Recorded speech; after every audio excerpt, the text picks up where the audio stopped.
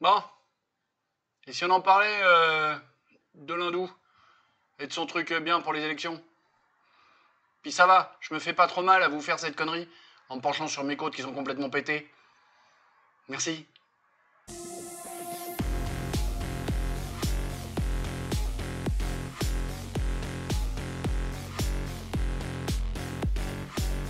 Alors, comme le dit Stéphane change de disque. Alors, je change de disque.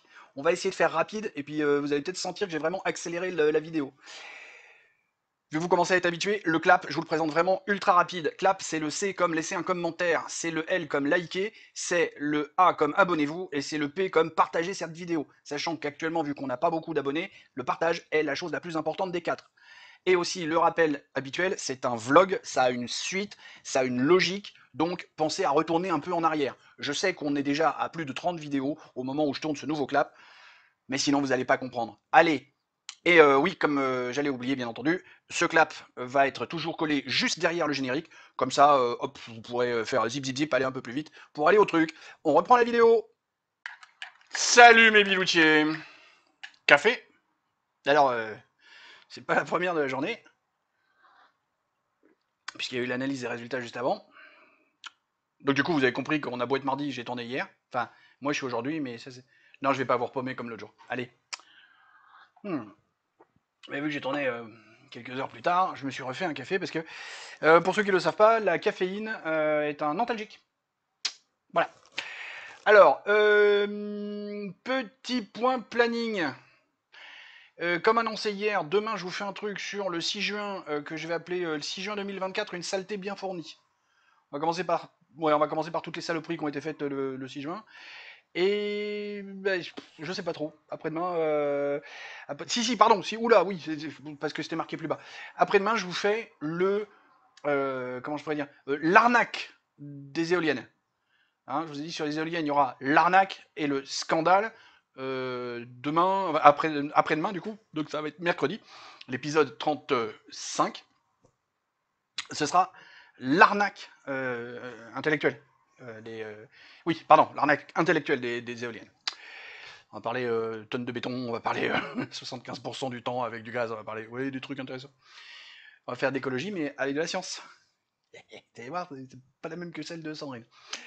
Mais sans plus attendre, moi j'ai envie de dire, je vais vous passer un extrait du live dont je vous parle depuis quelques jours. Tout bêtement. Voilà. Je vous passe l'extrait, et puis on en parle juste après.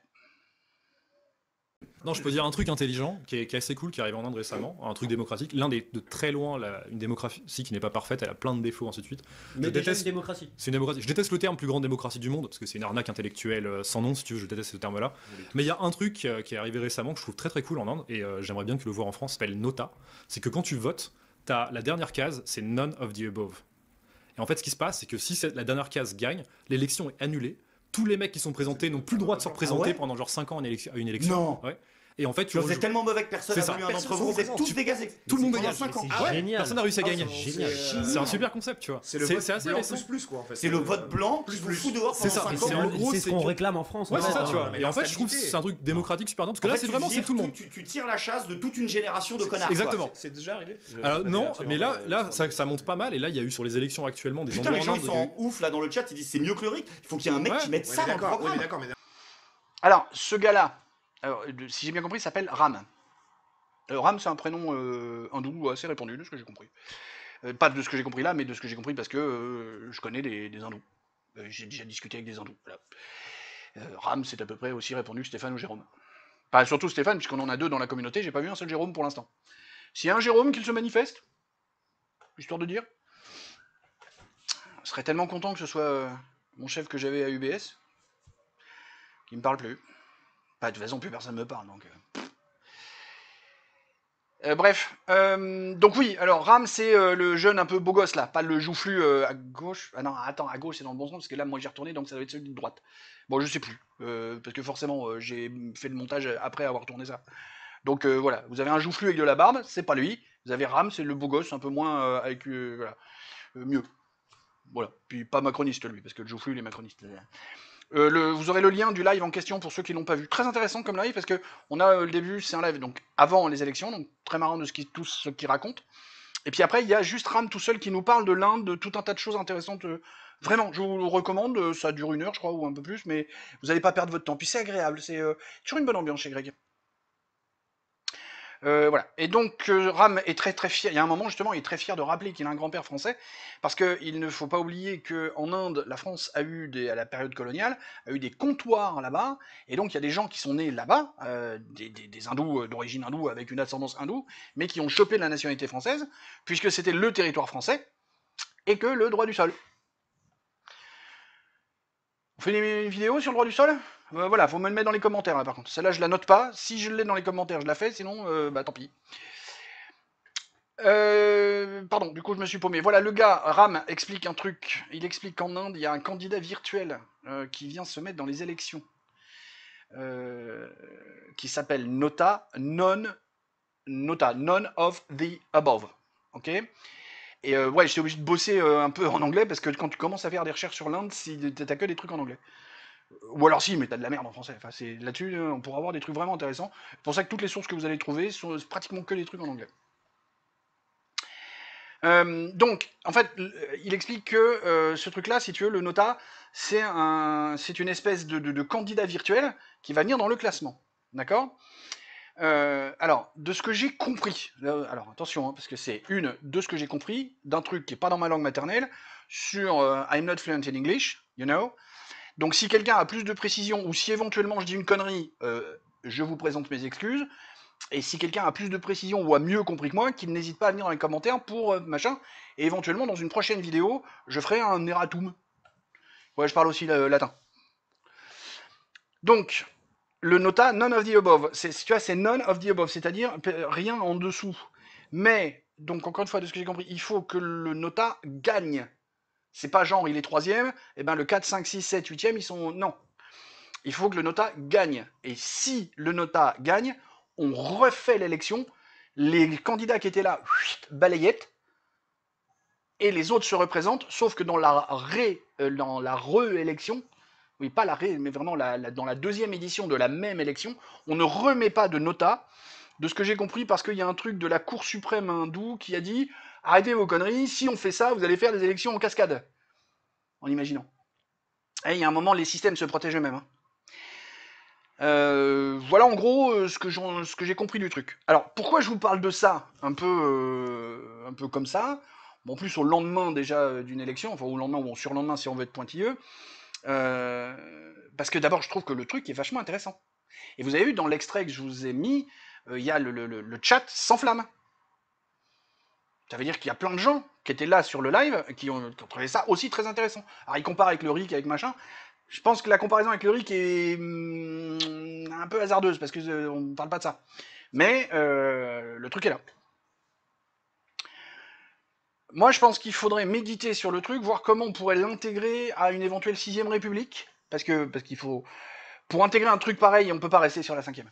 Donc ça veut dire qu'il faudrait passer à un mode 6ème République, et en imaginant que dans une 6ème République, il y a encore pas mal de scrutins ou de choses comme ça, voir comment on pourrait. Et il faut le méditer parce que, encore une fois, c'est un pays... L'Inde, c'est un autre pays avec une autre culture, avec une autre façon de vivre, avec une autre histoire.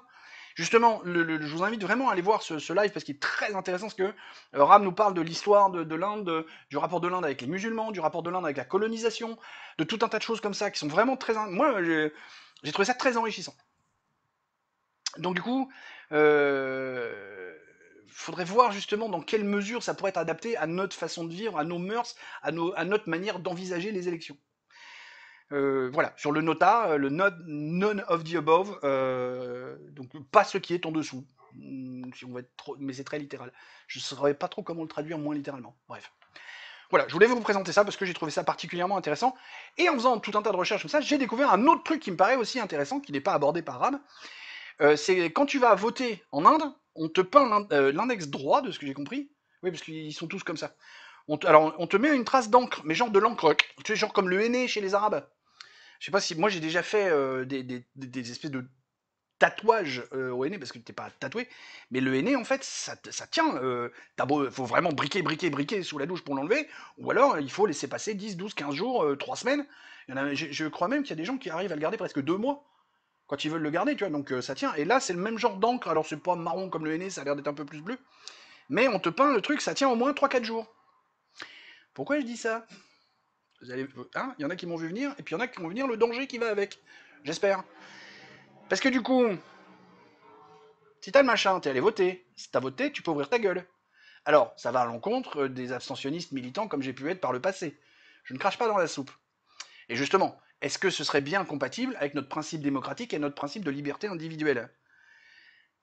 Mais il y a un moment, je me suis dit, bah écoute, c'est quand même pas mal, parce que du coup, on sait si t'as voté ou pas, et j'ai envie de dire, si t'as pas voté, ferme un peu ta gueule.